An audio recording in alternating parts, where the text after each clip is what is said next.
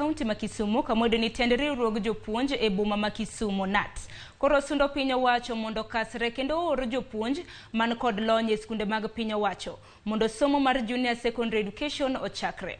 Tend KNUT wacho ni gin kod luoro ni skunde mag ji giwegi dhi nyime kod somo to mag piny owacho pok ochako gino mabiro hinyo jopuonjre. Ahinya to ndalo mapenj mabende mano mar jagoro mar KNUT Kisumu mongere kaka David Obuona. Bende wacho ni tend migawo mar somo onego med puodho skunde mag piny owacho manyalo bedo kod jopuonjre mag junior secondary ni mar skunde mosepuodh tin kendo miyo thoth jonyuol daro nyithindgi.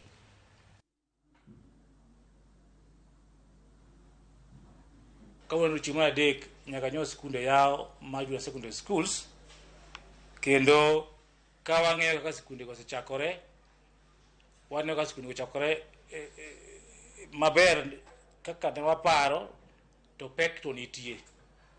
Pek nitie nikech nyithindo koro orwakore maler kaka nyegi gidwaro.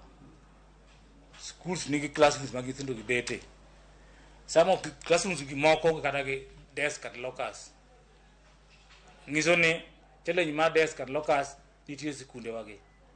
To maduong' moloyo ni jopuonj monego gipuonj nyithindo gi pok oore sikunde gi.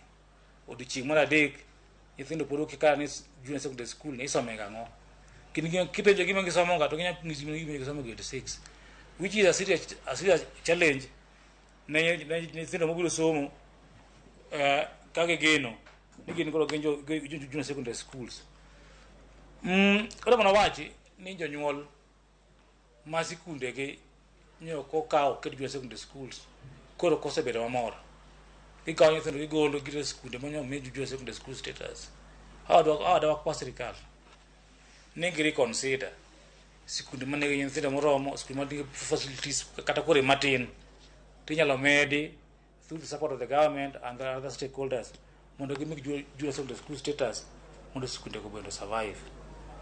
Otherwise jonyuolwa jothurwa wakwayo mondo yie mondo somo junior secondary school ni ochakre kuchiwo support mowinjore ne sikunde gi nikech kokwato mano to tich mbele matek mbele ka.